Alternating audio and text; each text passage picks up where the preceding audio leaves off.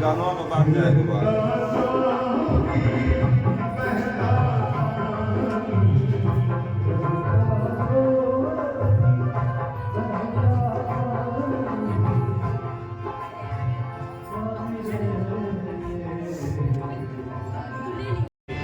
और ये ऋचा क्या है, उसमें खड़ी पाई कहीं नहीं मिलेगी।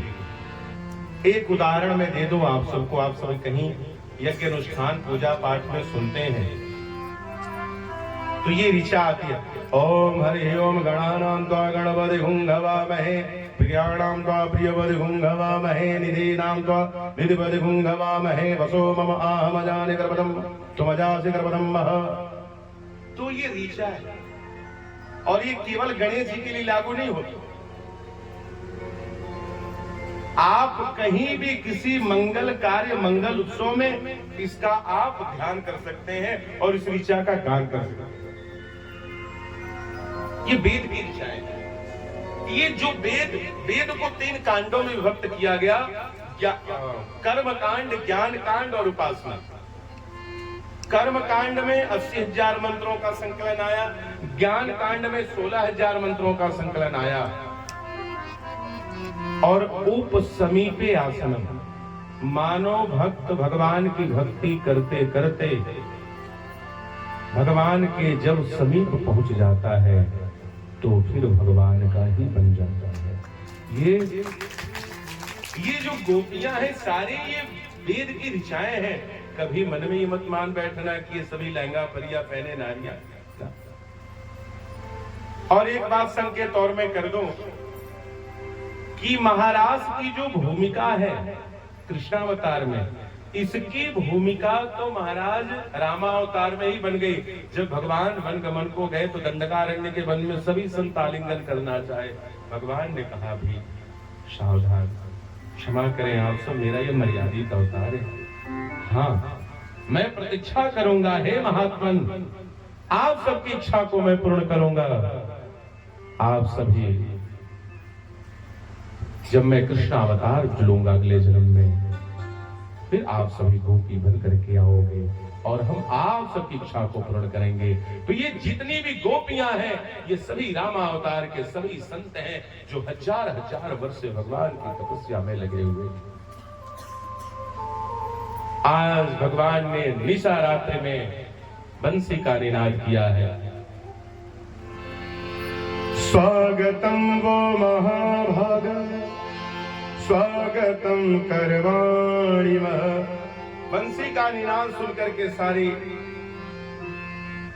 गोपियां निकल पड़ी, आके खड़ी हो गई। भगवान ने सबका स्वागत किया। भगवान ने एक बात कही कि हे गोपियों, आप सभी अपने घर बार को छोड़ करके आई हो, ये अच्छा नहीं किया। गोपियों ने कहा तो कन्हैया एक बात बताओ, बंसी क्यों बजाते हो? बंसी बजाते हो तो हम सबको वादा पड़ता है। भगवान ने कहा हे गोपियों सुनो, एक पतिव्रता नारी की कथा में सुनाता हूं।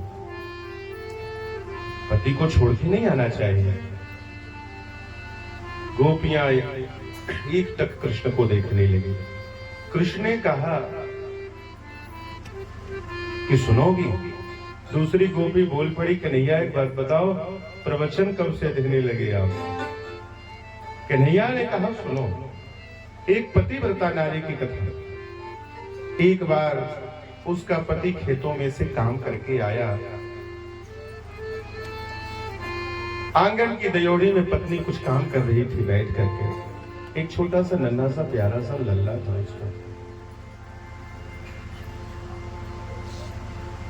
उसका पति आया, थका था, 2-4 बातें की अपनी पत्नी से और उसे नींद आने लगी। सो उसने अपना सर उसकी गोद में रखा और गहरी नींद में सो गया। घटना घटी कि वो जो नन्हा सा प्यारा सा जो बच्चा था वो खेलते खेलते अग्नि के दहकते कुंड में गिर पड़ा। हे गोपियों, पता है उस पतिव्रता नारी के चेहरे पर सिकन तक नहीं आई। गोपियां मौन है। भगवान ने कहा पता क्यों नहीं? इसलिए कि जब तक उठती तो उसके पति की निद्रा भंग हो जाती। अगर यदि ऐसी कभी परिस्थितियां बने कि एक तरफ पति हो और दूसरे तरफ पुत्र हो, और उन दोनों में से किसी एक की बलि देने की बात आ जाए तो पुत्र की बलि दे देनी चाहिए, पति के प्राणों को बचा लेना चाहिए। पति रहेगा तो पुनः पुत्र मिल जाएगा। ये पतिव्रता नारी का परम धर्म है, इसलिए वो न उठी। थोड़ी देर के बाद उसके पति की आंखें खुली, सो बोल पड़ा, देवी अरे मैं कब सो गया मुझे पता नहीं चला, और अपना लल्ला कहाँ है। तब झट से भागी और जा करके देखी कि भगवत कृपा बन चुके थे।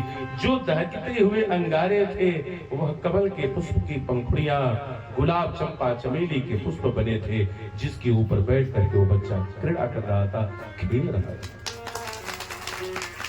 हे गोपियों, यह पतिव्रता नारी की कथा है। वहीं ललिता विशाखा दोनों खड़ी थी। बोल पड़ी, कन्हैया ठीक है, हम सब मानती हैं, अब हम सब सुनाए सुनोगे? भगवान ने कहा बिल्कुल सुनूंगा। गोपियों ने कहा कि जो पतिव्रता नारी अपने पति में ही सब कुछ देखती है, पति में ही सारा संसार निहित है उसका, और संजोग से वो पति कहीं किसी कारणवश अगर भी प्रदेश जाए तो फिर उस नारी को क्या करना चाहिए? भगवान ने कहा सीधी सी बात है, असली वाला चला जाए तो माटी की मूर्ति बनाओ और उसकी पूजा शुरू करो। दूसरी गोपी बोली ठीक, और संजोग से जिस समय नकली वाले की पूजा हो रही हो और उसी समय असली वाला आ जाए तो भगवान ने कहा तो सीधी सीधी बात है, नकली वाले को छोड़ के असली वाले की तरफ बढ़। गोपियों ने कहा बस कन्हैया, हम सबरन की बस यही समाधान था। साची कहो तो हाड़ मांस हुई मज्जे के पति को क्या बनूं, जो आज है कल भरोसा नहीं, कल साथ छोड़ेगा कि अंत तक साथ को निभाएगा। और इस जीव के पति तो आप हो कृष्ण, इसलिए आपको जगतपति कहा जाता है। पति का मतलब होता है पालन करने वाला। मीराबाई ने कहा मेरे तो गिरधर गोपाल, मेरे तो गिरधर गोपाल, दूसरा न कोई। मेरे तो पति गिरधर गोपाल है, दूसरा कोई नहीं। लोग कहे भई बावरी, सास कहे कुल नासी, पग घुंघरू बांध नाची रे, मेरे तो गिरधर गोपाल, दूसरा एक वही है जो अंत तक साथ देने वाला है। मित्र बनाओगे बनेगा, सखा बनाओ बनेगा, पति बनाओ बनेगा, पत्नी भी बनाओगे तो बनेगा। एक वही है जो सारे रिश्ते को निभाता है। एक बार की सच्ची घटना है, बाबा सूरदास जी कहीं जा रहे थे, आंखों से अंधे दिखाई नहीं देता था, छोटी सी लपटी लेकर के चल रहे थे, आगे खाई थी, बाबा गिरने वाले थे। उसी समय 5 वर्ष का एक बच्चा आके कहा बाबा इधर खाई है, आप इधर से हो जाओ। सूरदास जी ने कहा कि बेटा एक बात बता, इस वीरान जंगल में तू क्या कर रहा है, क्या नाम है तेरा? बच्चे ने कहा बाबा मेरा नाम गोपाल है। अच्छा कहाँ रहते हो? बाबा हम यही जंगल में रहते हैं। अच्छा तुम्हारे माता पिता कहाँ रहते हैं? भगवान इतने पे अंतर ध्यान हो गए। तब सूरदास जी को पता चला कि और कोई नहीं, में ही थे। तब आंखों में आंसू, हृदय में संवेदना की धारा फूट गई और यही मुख से निकल पड़ा, बाह छुड़ा के जात हो निर्बल जान के मां, हृदय छुड़ा के जाओ तो मर्द बखानू हो।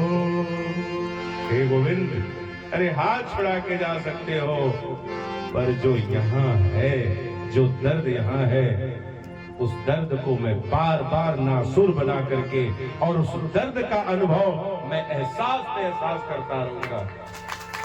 भगवान कहते हैं कि हे दुनिया वाले, ये जवानी दुनिया को दे देना, ये यौवन भी दे देना, सुंदरता भी दे देना, धन भी दे देना, सब कुछ दे देना, पर दुनिया वारन को ये मन मत देना, क्योंकि ये दुनिया वाले उस मन का शोषण करके घूरे के ढेर पर फेंक देंगे।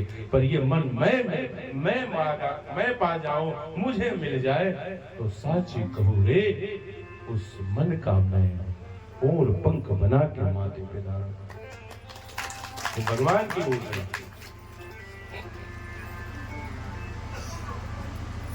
जगतपति तो आप हो। भगवान ने कहा आप सब क्या चाहती हो? तो गोपियों ने कहा कि हम सब आपसे रास करेंगे। फिर महाराज आइए हम सभी चलते हैं। ये जो महाराज की लीला जो भक्त श्रवण करते हैं, उन्हें हृदय रोग नहीं होता। जय जय राधा रमण गिरिधारी,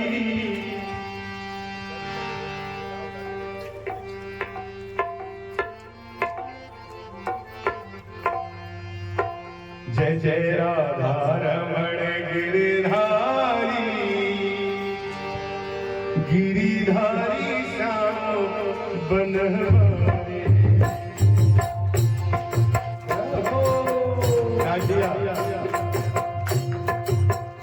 मस्ती में जय जय राधा रमण गिरिधारी,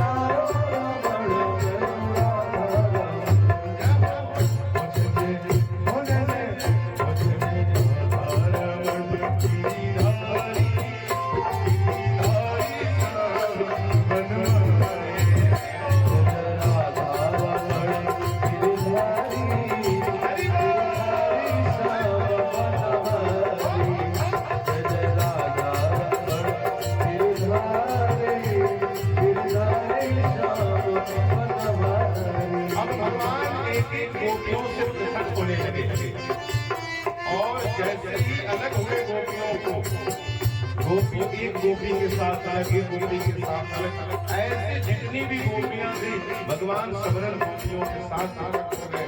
और जैसे अलग हुए गोपियों के अंदर अभिमान आ गया कि देखो न, कृष्ण मुझसे कितना प्रेम करते हैं कि हमें लेकर के अलग चले आए। जैसे गोपी के मन में ऐसा विचार आता, भाव आता, भगवान उसे छोड़ देते। मानो सबके साथ ऐसा अहंकार आया और भगवान ऐसे ही सबको छोड़ दिए। और जब राधा रानी के अंदर भाव आया तो भगवान ने राधा को भी छोड़ दिया। मानो भागवत जी में अंतर आया। तत्रैव अंतर्धीयते, अन्यत्र नहीं गए, तत्रैव अंतर्धीयते, भगवान वही अंतर ध्यान हो। जिस दिन भगवान परीक्षा लेने लगेगा भक्त की,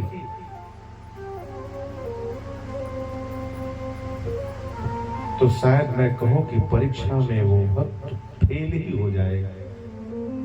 ये तो गोविंद की कृपा है कि हम सबरन के जीवन में